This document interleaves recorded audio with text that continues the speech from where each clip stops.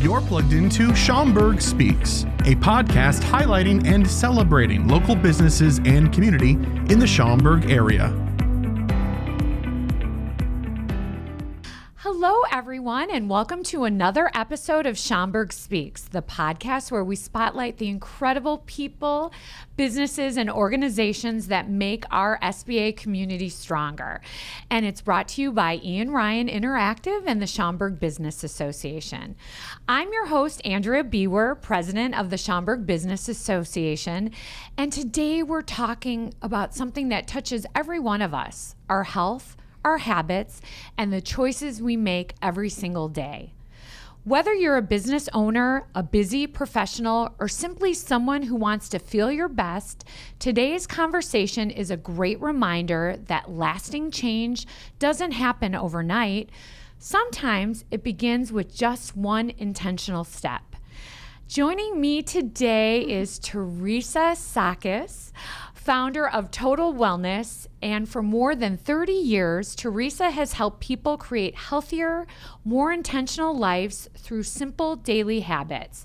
Her philosophy, do one great thing, is built on a belief that small, consistent choices can transform the quality of our lives. She also mentors entrepreneurs and some of our SBA members as an ambassador who are looking to build their businesses with greater purpose, flexibility, and freedom. Theresa, welcome to Schaumburg Speaks. I am so happy to be here. It's such an honor to be on this podcast. I'm so excited that I was asked. Thank you so much. No, it's an honor to have you, and I've been so lucky to get to know you through the last, year and a half, almost 2 years. I can't believe it. It's been amazing. I've had a really great time. I love this chamber, and I'm so excited to be here. Well, we're excited to have you. Theresa, okay, I know you're so passionate. I mean, just look at you about health and wellness. Where did this passion come from? Because I think you were born with it, but tell us how this all came about for 30 years. Oh, that's so funny that you say that, born with it. I sort of feel like I was too. You know, it started when I was younger, probably about 18 years old, 20 years old, beginning of college. My mom introduced me to jazzercise. I had no clue. I know somebody who does that today, but go ahead. Yeah. But I was just going to say jazz hands to everybody out there who's done jazzercise before. But I wore the leotards, all of that fun stuff back in the day. And that was my introduction to wellness, right? Into fitness. I had no clue about it. And that got me curious.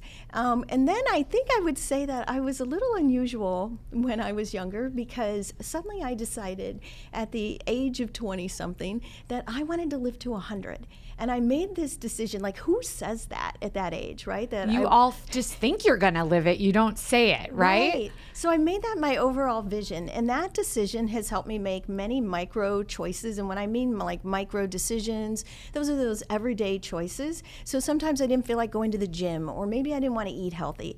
And then I was like, well, you said you're going to live to 100. So you better get your butt up and go to the gym, right? And then I saw a great example. My grandmother lived to 97. That's amazing. Isn't it? And she was in good health. I did see some things that she could have improved on to have more mobility. So I saw that as an example, and I could make it as a model. But she sort of paved the way that, you could live to 100. You could make it that age. And so that's been my underlining goal on helping others be able to live younger, longer, and to be able to for myself. I just love it. And I am just so excited talking with you because you're making me already, just in your first couple of sentences, want to change things.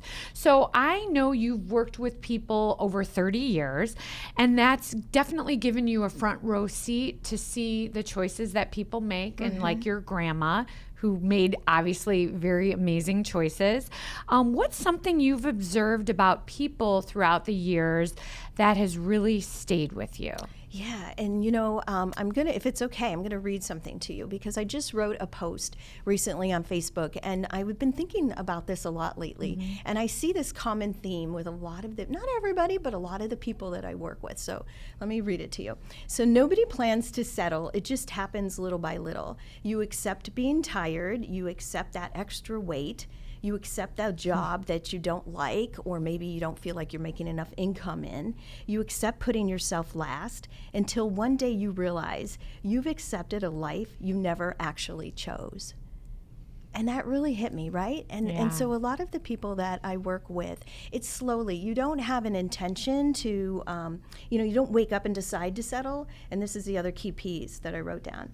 Life slowly gets louder and our dreams get quiet, right? Because we get busy with, driving the kids to school, working on our marriage and, going to work and all the little things that we've got to do. And so the priority of keeping our health and being happy gets pushed down and pushed down. And so I think that's a key piece that people wake up one day and they're like, how did I get here? Yeah. How did I not be able to walk up the stairs? How am I on 7 medications? How am I unhappy with what I do? And so I try to waken that up for people. Yeah. Okay. So you definitely have woken that up with me now, just hearing that quote. How do you keep yourself from settling? Right. So I think that's the $1 million question. It is, right? So I think it's about awareness first and making sure that you put yourself in a position that you're noticing. So that might be journaling. So maybe you write down, like, what are you eating? What are you doing? That might be one way somebody would do that. Maybe you hire a coach that's going to pick things out, or you work with me, or also tracking. So I find that if you track behaviors, it really starts to help you. So right now I have on this Whoop, and you could use your iPhone watch, you could use whatever way that you want. But right now I'm tracking steps, I'm tracking my sleep, and I can easily sort of lie to myself and say I got 10,000 steps today. But until you stop monitoring it, until you start doing that, you don't Maybe you'll see get it. 20. Right? That's exactly what starts to happen. But here's the other component. When you're trying to make change, there's a lot of blame. We get into the blame game on ourselves, right? Yep. I'm lazy. I don't know why this sticks. I don't know why I'm so hard on myself. All of those pieces. But when you look at the data, you can evaluate, and it's not emotional, right? That's how we stick. We don't want to get really emotional. We don't want our emotions to run our decisions, right? So if you're emotional, you'll make the decision, I don't feel like going to the gym today. I don't feel like taking my vitamins today. Right. We're going to do it anyways, because that's what our that's what we're being told to do. Right. Yeah. And I want to tell one other story. So when you have data, you can make other decisions. So I have a friend who wears the Oura ring, and that's a ring that'll indicate what's going on with your health. And he loves his job. So you would think that, okay, he's not going to have a lot of stress, right? Because he loves his job. But what he found out by monitoring is that his best night of sleep is on Friday nights, and his worst night of sleep is on Sundays. Yeah. So what's going on? You even love your job. You would think that that wouldn't be happening. But he's preparing for the week. He's super stressed on upcoming events happening at his job. So now, because he knows this data, he can be proactive. He can meditate. He can relax. Whatever he's going to do to adjust that. Makes sense? I mean, it's like... Yeah. Crazy, right? So earlier in your quote, you mentioned something about you accept the job. I know being a business association, we all accept a job, a new career, but I feel like that could be taken a different way. What do you mean by you accept? Yeah, so I think it gets back into when we choose to ignore where our heart is supposed to go, like internally, and this is a great example for me. I was in a corporate job for 20 years, and I knew deep down I shouldn't be there. It just wasn't for me, right? But I settled into the fear of what if I make the decision to move and it's the wrong choice? And you fail. Right. Do that all the time. Yeah, and I had accepted, even I'd been on a job interview, they had offered me the job, and I turned it down because I was afraid, like, what if that position is worse than what I have? And so then I sat longer in something that doesn't work. And how does that come back to health? Well, when you're not living your potential and you're not living what you believe you should be doing, whatever that is for you, then that can cause a lot of stress, that can cause anxiety, other things, right? It will bubble up. It will come up. And I think that affected my health. Everything always comes up. It does. Right. So I think that's again, this goes back to the same with your health. If you're not happy, evaluate, and really try to, because we hide it. Mm-hmm. So, and that's what the subconscious is supposed to do, right? Keep you in the same place so you're comfortable. So you mentor a lot of entrepreneurs, especially a lot of entrepreneurs that are in the Schaumburg Business Association. tell us how that mentorship in business, tell us that shift. So you're talking about health and wellness. How does that help people build their businesses, their business plan? Explain so that. meaning like how does health and wellness help somebody build a business? Or well, tell us how helping people build a business fits into your overall philosophy. Right. Because the fact that if you're building something that you're really happy about, again, you're going to be living your full potential. I feel like stress levels come down. The other thing is that you can create a life that you really want. And I think we forget about the fact that we have options. And that's what happened to me. Like I thought there was only one option, and maybe that's not the great fit for you. So, being on your own and, creating an entrepreneurial journey for yourself, whatever that looks like, for a lot of people, I think they've shut that idea down that they can have it. So for me, it fits hand in hand because we want to live to our fullest potential, and really life is short. Yeah.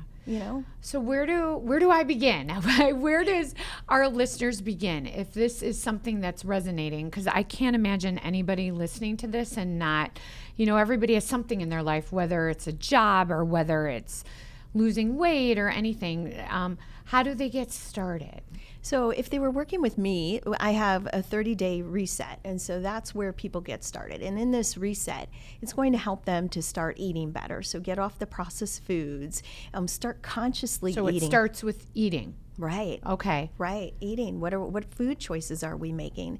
So through this program, and obviously I work with nutrition when I'm working with people. So the first step is auditing and figuring out what we're eating. And then how you feel when you eat different things? Yeah, right. Exactly. So and I hear over and over from people who have done this program, the fact that what they are surprised about is the fact that they now know how food affects them.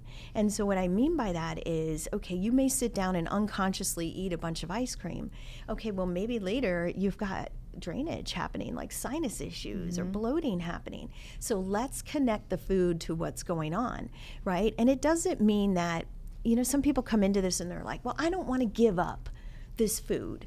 Right? Don't tell me. Don't make me unhappy. Right. I want my ice cream after dinner. And so I'm going to help you figure out, I'm not going to tell you that. I'm going to help you figure out if that's worth it. Right? So for me, what happened was when I started cleaning up my diet, I would say, okay, for that 10 minutes of satisfaction that I had from that chocolate, was it worth a headache later? Right? If I got a headache or whatever happens to you, maybe nothing, but for a lot of people, right? And then I'd go, no, it wasn't worth giving up 2 days of feeling bad for just eating that food for 20 minutes. Now, that's a powerful choice. And that's a choice that you're going to stick with because now you're making it for a different reason, right? It's not, I told you you can't have it and you're bad and that food is bad.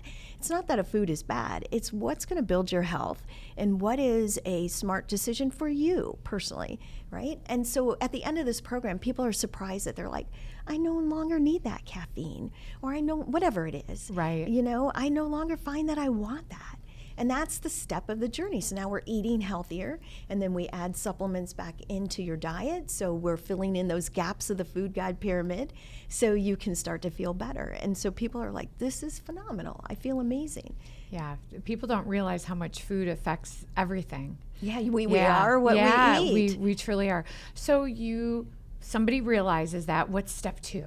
So step 2 is, obviously you've done the program, you're staying with the consistency. So then we might move into monitoring. Like, do you want to go to another level in your health, right? So this is where I hear from people, wow, I was too tired to exercise. And now I feel like that's solved. Right. So now I want to go exercise. And so whether that is you dive 100% in, maybe, or maybe you just start with walking, whatever it is. I mean, that's the part that I think is very helpful because we're taking this as a journey and it's not an all or nothing.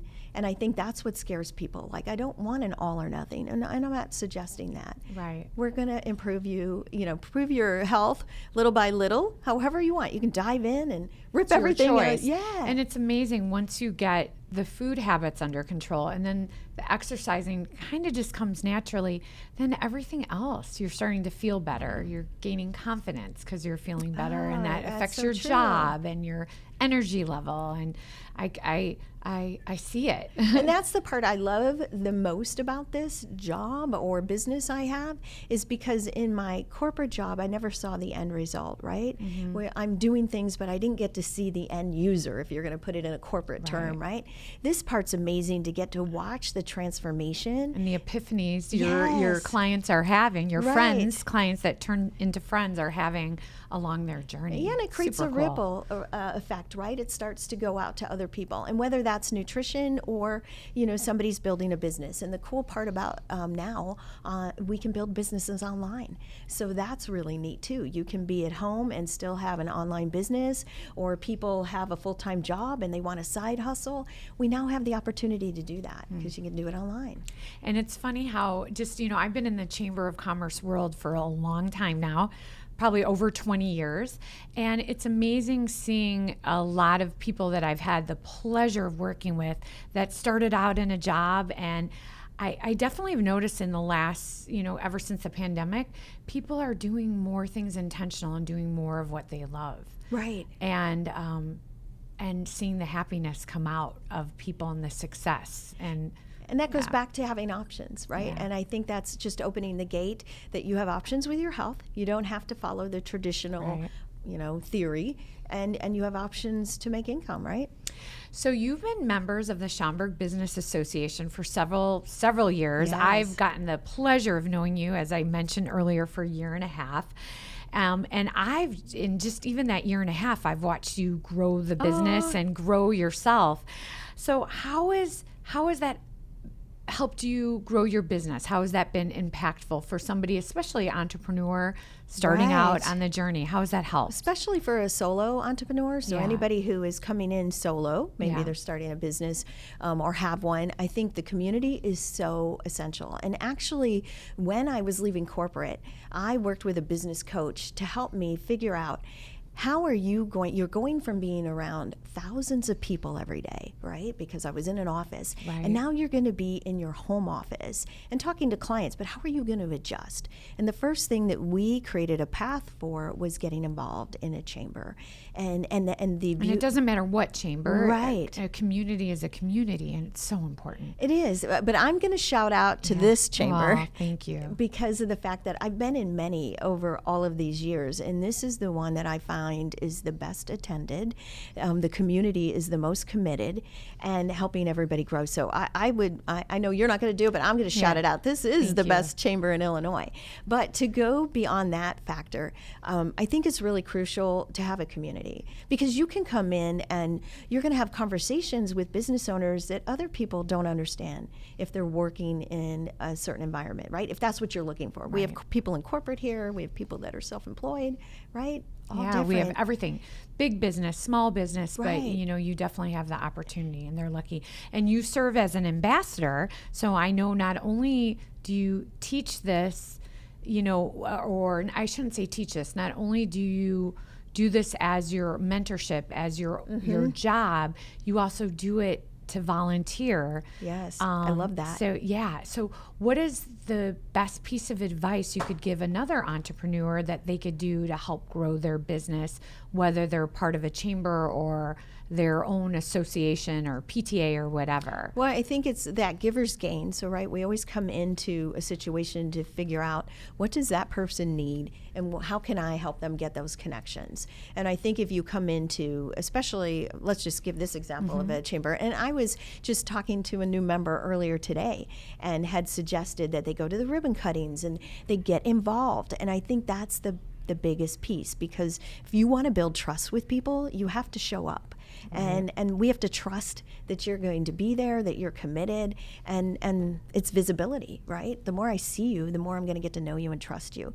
But so whatever angle somebody gets involved in, whatever chamber it is, you got to be present. Yeah. And I think and so volunteering is a part of it. Yeah, it's great. And I have to say, through my time of knowing you, you are such a giver. I doing your coaching and consulting, you just do it. And I think I explained a couple things that were going on with me. And the next thing that I know, the next day I had something waiting on my desk that was going to help me through what I was experiencing at the time. So I really appreciate you, your passion.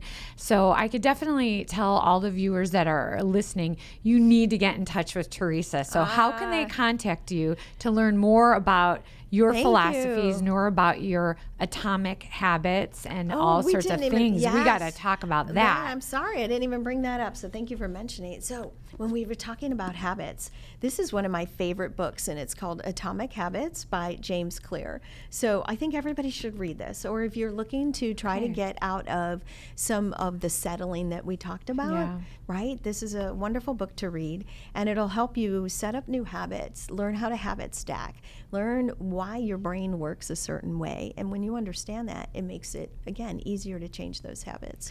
Well, I'm going to make our listeners wait to get your contact information because I want to hear one other story from you. Could you give us an example, and you don't have to say who, what, where, when, whatever, of somebody that you've worked with that you've seen a transformation? Anything that you're able to share without sharing who that is? Sure, of course. That made some great habits. Well, I think, I'm working, can I say, a woman, and she is in her mid-50s. And what she said to me was, I'm falling asleep all the time. And, 3 o'clock, I'm exhausted. I'm falling asleep if I'm sitting in a chair, or if I'm the passenger in a car, I'm falling asleep, and I don't. And there was nothing. She had gone to a doctor. There's nothing wrong with her, right? So, of course, she checked that out. And what we determined was that, needing more protein, needing more exercise, all of those things. And when she adjusted some of her nutrition and her eating, there was some things that probably weren't the best that she was eating. She's had a phenomenal turnaround. Wow. And now she feels incredible. And then the next step, like we just talked about, what she started to say was, I want to start walking. She got herself into a gym. And besides the fact that she's walking, but she signed up at a gym. But she just said, overall, I feel amazing. And now, like you just mentioned, it's her confidence. And it was a simple switch. And, consistency, right? That was a big piece of it. But I think that's what, one easy example that I can give. Like, she just thought it was like, hey, I'm 55, I'm getting older, maybe I'm going through menopause, maybe I'm doing some other things, and this is how I'm supposed to be. And that one little advice, that one little new habit that you were able to identify or not have, to help her. Right. That's just adjusting her nutrition. And then, like I said, changing her foods and just doing it consistently. Yeah. But, so I love that. And then we see changes. Yeah, you are my idol. Okay, so how can anybody contact you if they are looking to learn more? So they can find me on all the social media channels. So that feel free to direct message me. I'll be glad to meet one-on-one with somebody and either carry on this conversation or see how I can help them. So Facebook, Instagram, and TikTok. All that good stuff. And you could go to the Schaumburg Business Association website and at SchaumburgBusiness.com and look you up as well, or give our office a call. We'll be happy to share your contact information. That should have been my first one that I said. Okay, so quick fire. I love doing these questions really quick at the end.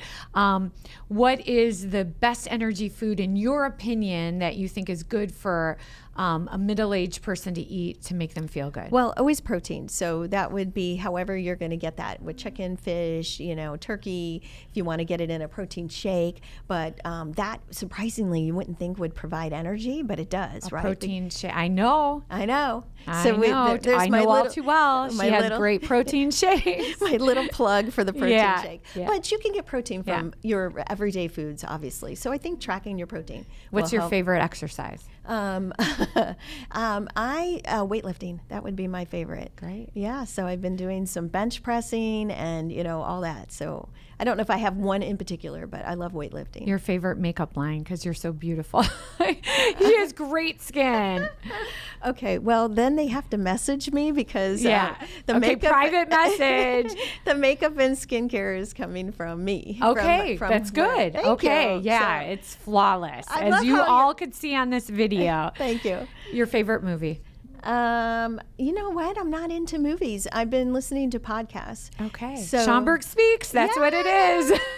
Yeah, that's exactly. This is my favorite one. Yeah.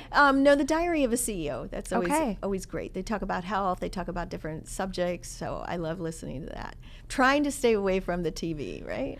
the best power partner for Theresa? That would be gym owners, so that are not part of a franchise, massage therapists, hairdresser, hair, they're cutting hair and nail, doing nails. Those are great power partners for me. Perfect. They're going to have health discussions. Oh, that's awesome. Well, thank you so much for being here, Theresa. Me. Does this feel okay? Yeah. Yeah, you're awesome. a pro. She's going to train me.